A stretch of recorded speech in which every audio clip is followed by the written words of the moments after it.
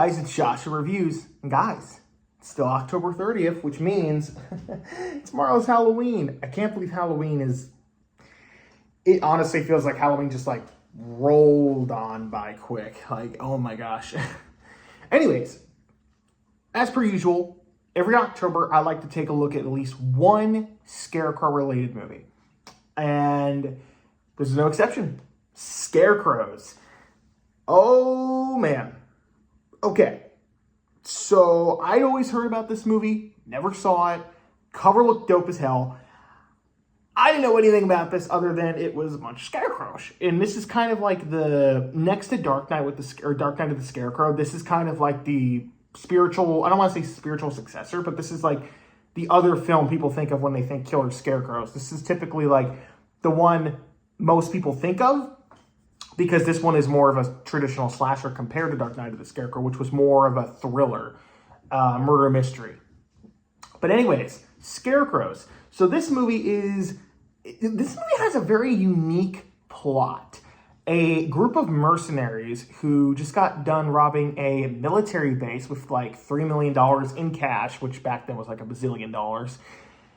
They hijacked a plane with this pilot and the pilot's daughter, and they hijacked the plane and they need to land. And as they're flying, one of the guys decides to betray the gang, or the mercenaries, right? And he basically jumps out of the plane with the cash into a farm. And he gets lost, and they have to land the plane, and they try to find the money.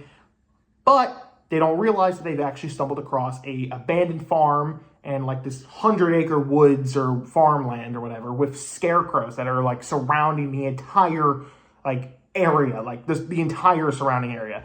And chaos ensues.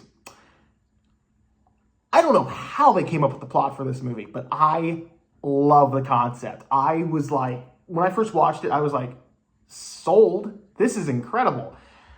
One of the things I really liked about this movie is, yes, it's a traditional slasher in the sense that there are graphic kills and, you know, it has a masked villain. But the thing I liked about it was that it was a unique take and approach on the subgenre. For example, it's not just one scarecrow, it's multiple, hundreds. And you get a bunch of variety with different scarecrows. There's one with night vision goggles. There's one with like the sack around the mouth is like torn and you see its like teeth. And it looks great. The creature and special effects designs, creature design in this movie is phenomenal.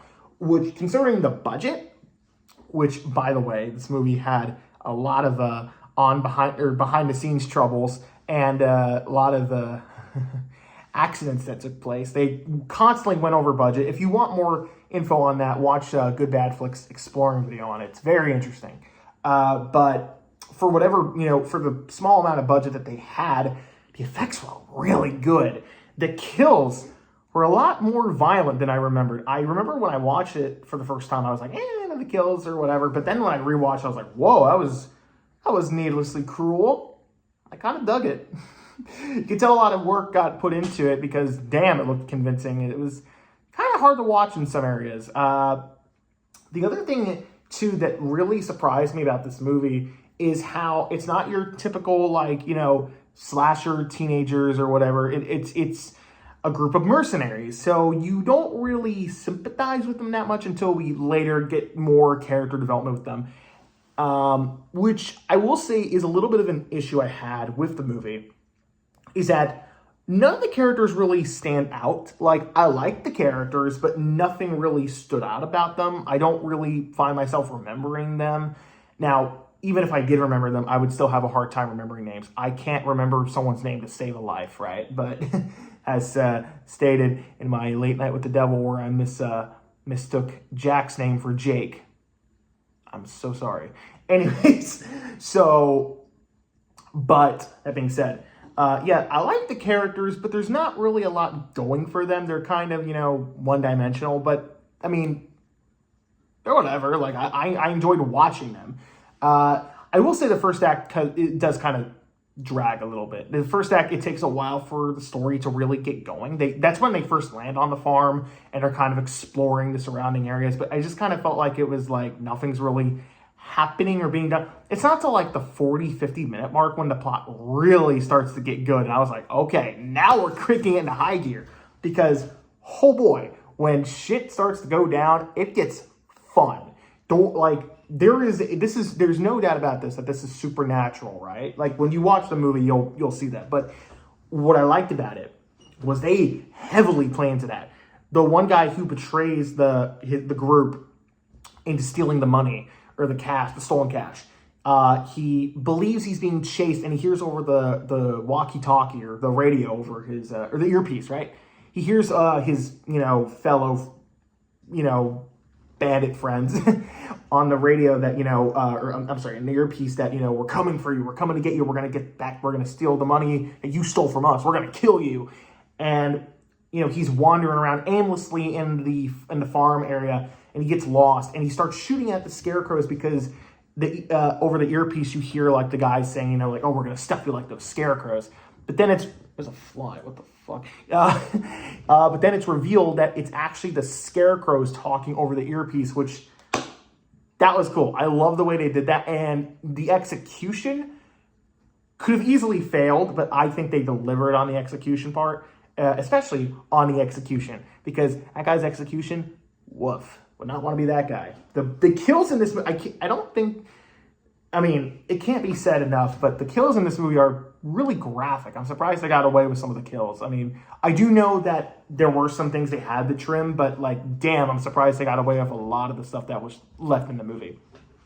But yeah, the middle part is where the movie really kicks into high gear, and that's when the film really starts getting interesting. There's an interesting idea that they play around with that they didn't, because they land the plane to go after the guy who took the cash. Because these guys are a bunch of thieves, minus the dad and his daughter that are kind of tagging along with them. They're kind of forced to be there, right? But later towards the end of the film, they start to play around with the idea that they didn't survive the plane crash. Because the one guy who betrays them throws a grenade and it kind of disrupts the engine or whatever, so they have to land. It can still fly, but they land. And the one guy says, doesn't it feel odd that we got out unscathed, everything was too easy? What if we didn't survive the crash? And I love that idea that they possibly didn't survive the crash and they're in some sort of purgatory trying to fight for survival.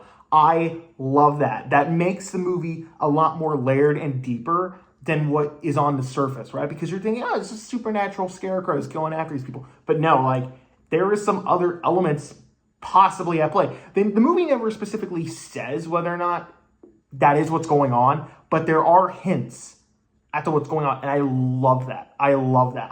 Especially when you get to the end and they're trying to get back to the plane. I won't spoil it, but when they're trying to get back to the plane, there's this sudden liminal space to it. I don't know. If you do watch it, let me know if you feel the same way or if you feel, at all kind of similarities to that.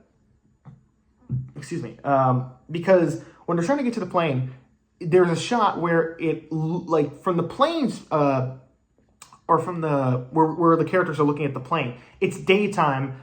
But they're behind the fence, right? And it's nighttime. Now, obviously, that was probably just a daytime shot that they, darkened. But I don't know. When I look at that shot, it just gives me this liminal space feel. I don't know. It just really makes it feel like they are in some sort of purgatory. And I love that because I will say, while I do love the Scarecrows in this movie, it isn't really that well explained what they are. There's some subtle hints that this land was owned by some farmers that were serial killers and they died in some sort of sacrificial cult or whatever, but it's not really too deeply explained, which I will say I was a little let down.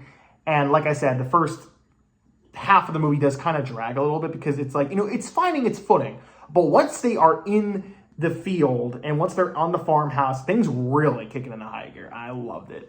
One other thing I want to mention before I give my rating, towards the during the first 30 minutes of the movie, there's some weird ADR. I don't know if that was intentional to make it seem it was the guy's inner thoughts, or the mouth just legit wasn't moving while they were doing the voiceover. But there was some weird ADR in this movie towards the first 30 minutes. After that, doesn't really happen ever again, but it was just something I noticed. Kind of weird. But besides that, guys, I had a lot of fun with this movie. Is it perfect? No. But it's a time capsule 80s slasher, and I love the concept. I like that it goes further into it towards the end, where it's like they're playing around with the idea that they could possibly or potentially be in purgatory. I love that idea. That's so cool, and I wish more movies would kind of play around with that aspect. And honestly, I would love to see this movie either get a sequel or a remake or just some sort of reimagining. I want to see this idea continue. This was a fun movie. Again, is it perfect? No, but it has a special place in my heart. I'm going to give this movie a B+. Wow. Tomorrow's Halloween. I got 2 more movies left to review. I think before I get on to the big grand finale, I should check out one other movie. It's going to be very interesting.